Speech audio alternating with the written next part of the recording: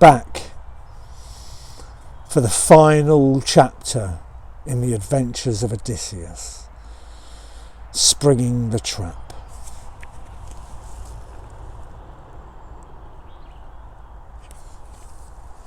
Odysseus was woken by the sun shining on his face.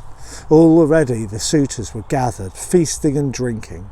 He got up to his feet and made his way to the hall. He stepped onto the threshold stone, lifted the latch and pushed the door open. He went from table to table, his arms outstretched, begging for food.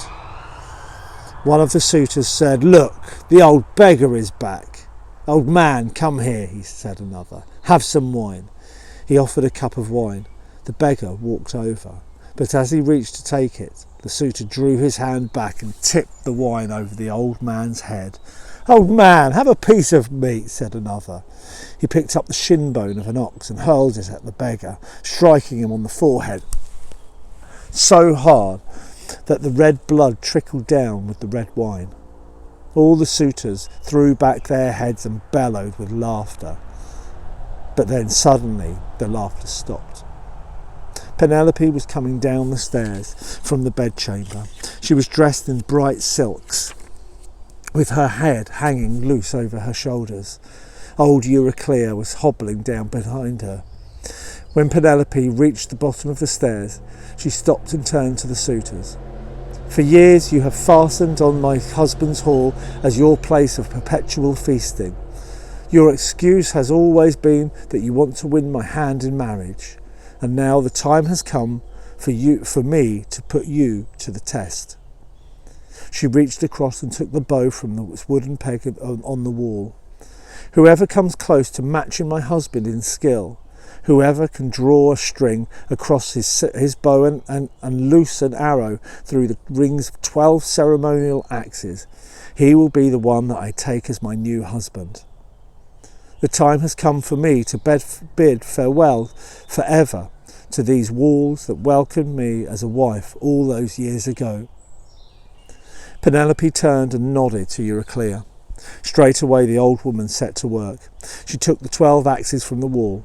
She set them one behind the other, the blades to the ground, the handles pointing upwards, the rings in the row, just as she remembered Odysseus doing it all those years before. When everything was ready, Penelope turned to the suitors again. "Now, which one of you is man enough to win me?" There was a great hubbub, a discussion among the suitors then as to who should go first. They decided to take turns, following the direction that the wine jug took when it was passed from hand to hand. The first to try was called Leodes. He took the bow in his fat white hands, swollen from months of feasting. He set the foot of the bow on the floor at his feet. He began to try to bend it. It sprang out of his hand and clattered down onto the floor. The second suitor tried and fared no better. Each of them in turn tried to string the bow, and none of them could do it.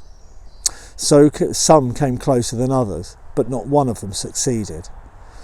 So they warmed the bow in front of the fire and rubbed beeswax into the wood so it would make it more supple. Each of them tried again. Still not one of them could string the bow. Penelope stood with her arms folded and watched. She shook her head. "Perhaps the day is not a lucky one," she said. "Perhaps the day is not auspicious." She turned and made her way back up the stairs. Euryclea followed, hobbling up slowly behind. As the old nursemaid climbed the stairs, the beggar, sitting among the shadows by the door, caught her eye. He winked and nodded. Euryclea smiled. As soon as she was out of sight, she made her way out of the hall by the back way. She hurried round to the threshold stone, and she pulled the bolts across the door, locking them firmly from the outside. Inside the hall there was silence, broken at last by Antonius.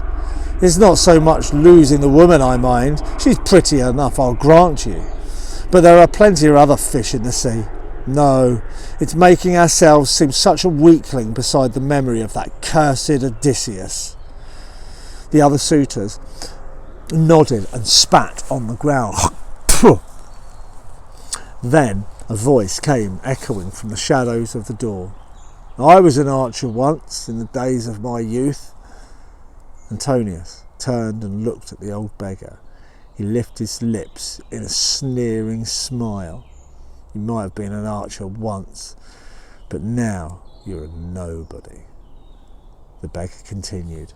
I was an archer in the days of my youth, and I wondered if there was still strength enough for me in these old weather-beaten arms to draw a string across the bow. The suitors threw back their heads and laughed. A hail of bones and broken crockery flew across the feasting hall, but Telemachus got to his feet and raised his hand. Enough, he says, enough. Antonius, are you afraid that the old beggar will put you to shame? He smiled at the beggar. Old man, show us what you can do. He gave the bow to the beggar. Odysseus felt the smooth, familiar wood against his hands for the first time in 19 years.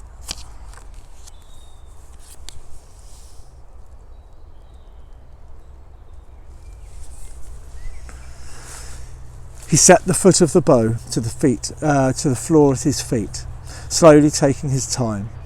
He began to bend it. Slowly he drew the string across it, and then with one finger, as though he were playing the string of a lyre, he plucked the bowstring.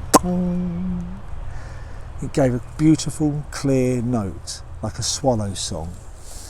From high above the roof of the feasting hall there came an answering rumble of thunder. The suitors sat and they stared. Then the old beggar took an arrow and he fitted it to the bowstring. He drew the bowstring back and loosed the arrow. It flew clean through the 12 rings, 12 ceremonial axe handles, and lodged quivering into the wall beyond.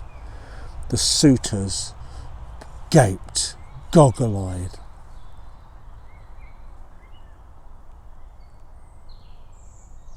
The old beggar smiled. The match is played and won. Now for the second. He took another arrow, fitted it to the bowstring, drew the bowstring back and loosed the arrow. It flew straight through the throat of Antonius.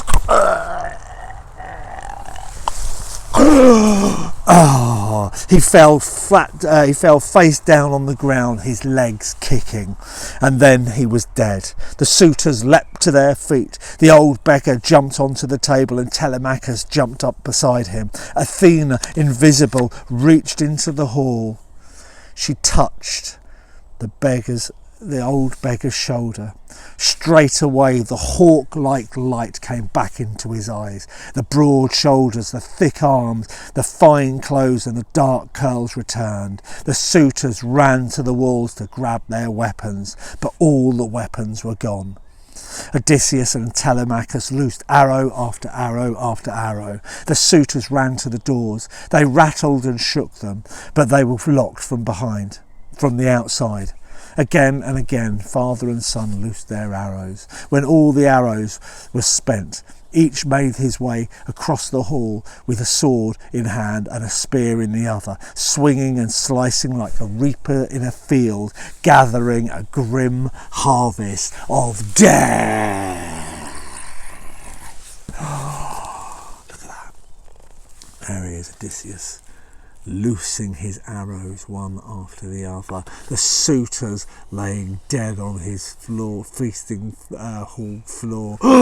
It's carnage.